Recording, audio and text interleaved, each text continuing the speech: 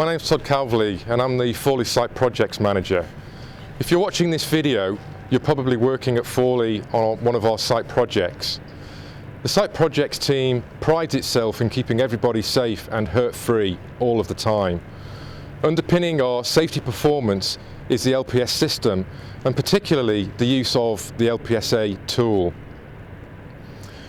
This video has been developed to capture the key requirements for LPSA and the LPSA touch process, and will help you understand and perfect your own technique. Once you've watched this video, please find some time to practice your own areas for improvement. It's my firm belief that by applying good quality LPSA across the whole of our portfolio, we can keep our team safe every day in everything that they do. Thank you for your attention during this video, and thank you for your contribution to Fawley Site Projects. You're about to witness a contract manager carrying out a touch. Right, Harry. Hi, Paul. Just stop you for a couple of secs. No worries. I want to talk to you about your LPSA. Okay. So, if you could talk me through your LPSA for today. Well, I'll structure it around the 3 A's. Well, first aid being assess. The most important part of assess is asking yourself what is the worst that could happen and thinking how this could affect you or your family. So I'd assess, one of the hazards is walking to the job. There's puddles, brambles. As I get to the job, I'm working with hand tools, which is another hazard. Working with electrical equipment, which obviously electrocution is a hazard. I'm working solely on my own here. Obviously it's another hazard if something does go wrong. Yeah. Obviously electrocution is what the worst that can happen. It's probably death, which would affect me, myself, my family, obviously my financial situation, obviously my home life as well. So I'd go on to my analyse. Analyse. This is where we mitigate or control the hazards identified in the assess. Yeah. So I'd analyse the hazards. Obviously walking down here to the job, slips, trips and falls, uneven ground. As I got to the job, I'm working with hand tools, so there could be puncture wounds, smashing my hands together, which is obviously a big hazard, and I'm working with electrical equipment. I then go on to my ACT. Yeah.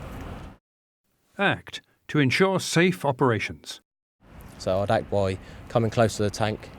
Walking is almost working for me. I pick the safest route, the most even ground over there. Yeah. As I come to the job, I'd bring myself out of my line of fire whilst using my hand tools. Obviously my screwdriver and my spud spanners.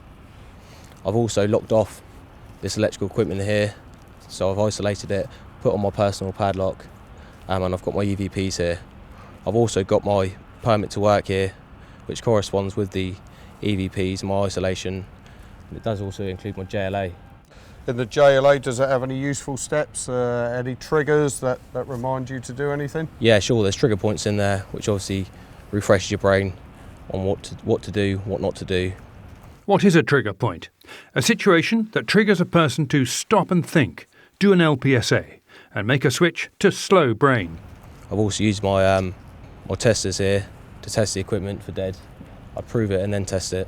So I'd like to expand slightly on some of the points that you've made there, because I think they're really good. And the first thing I'd like to do though is compliment you on your thought process before you got to the job, right? So some really good engagement early, which is excellent. That shows the mindset's right from the start, okay? Yeah. So then when we get here, you spoke about electrocution, obviously fatality, massive impact on yourself, your family, Sure. and me on that one as well, being the construction manager for this project. But The toucher positively reinforces safe behaviour observed.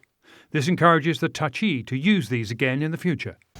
you spoke about potential testing. So how'd you go about doing that? Is that the bit of kit there, I guess? This is you it use? here. Okay. These are my what testers. are you trying to do with that? So you got to test for dead. Oh, right, okay. You got to go between your lives and each phases.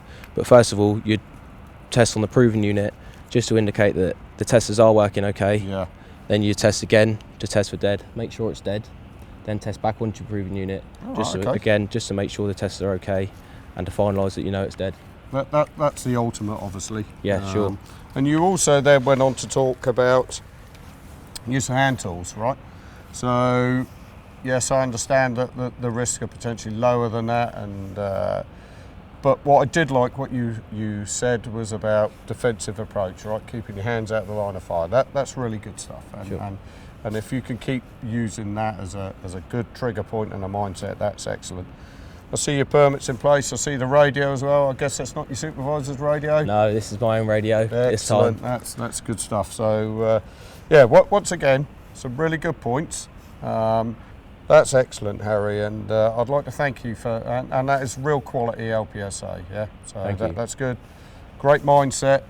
Thank you very much for your time and effort, and I'll let you carry on with what you're doing. Cheers, Paul. Have a Thank good you. weekend.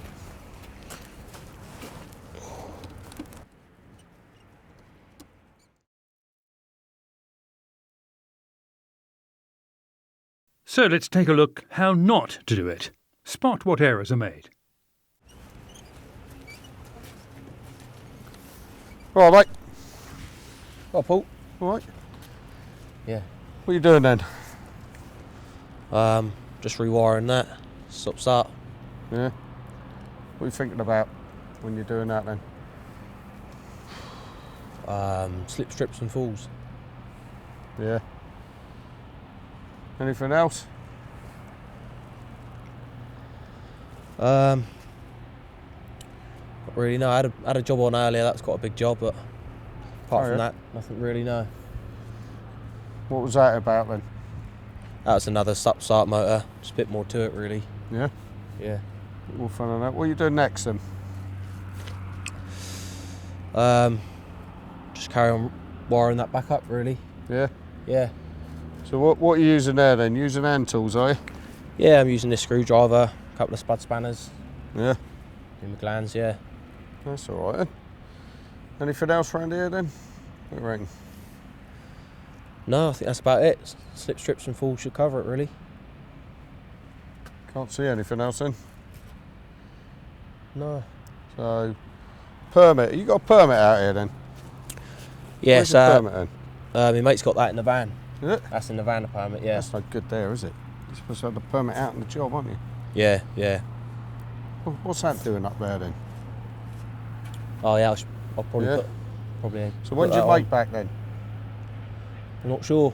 He said he'd be gone for 5 minutes.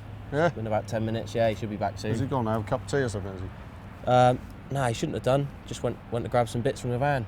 Did he? I hadn't seen him. Yeah. Oh dear hell.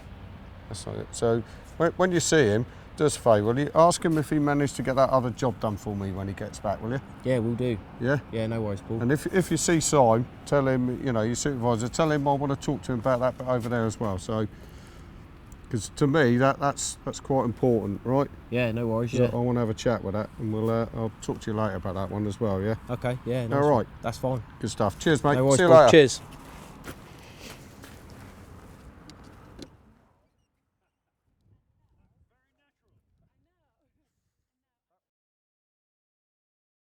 So what was wrong? There was no focus on the job, or LPSA, did not use the 3 A's, did not change behaviour, and did not reinforce the LPSA procedure. So the touch we did on Harry was really good. So Harry showed some really good signs of early engagement when he spoke about the thought process when he was approaching the job face and thinking about what's the worst that can happen from the area, the surroundings, and ensure he picked the best route. And then when we focused on the task he was actually performing, it was really positive and really good, to the point where he covered the high level risks around the electrical side of it with his personal padlock and his potential testing, and then the lower risk task with the use of the hand tools. And what I did like as well is Harry covered all the 3 A's, so the assess, the analyse and the act.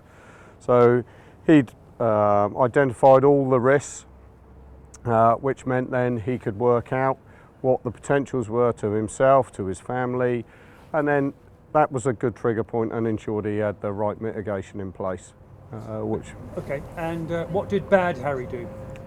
Well, Bad Harry was difficult when we had the discussion, but straight away it was a very poor level of LPSA, so very little detail involved in his risk assessment. Hadn't gone through the 3As at all, really was struggling to articulate what those were, which then meant ultimately he had no mitigation in place, so there was no real thought about his own safety or the safety of others. And yeah, so there was no mitigation in place. So Yeah, what makes a good LPSA? So a good LPSA is where you can identify the risks and the associated levels of harm that can do to you, your family, your colleagues. And if you can get those nailed, then what that then forces you to be able to do is put the right levels of mitigation in place to keep you, yourself, your family and your colleagues all safe. And finally, some of the contractor managers. On behalf of the contract management team, we fully support this LPSA initiative. Trent believe in LPSA. Bilfinger believe in LPSA. SSE believe in LPSA. If you have any questions, then do make contact with your supervisor.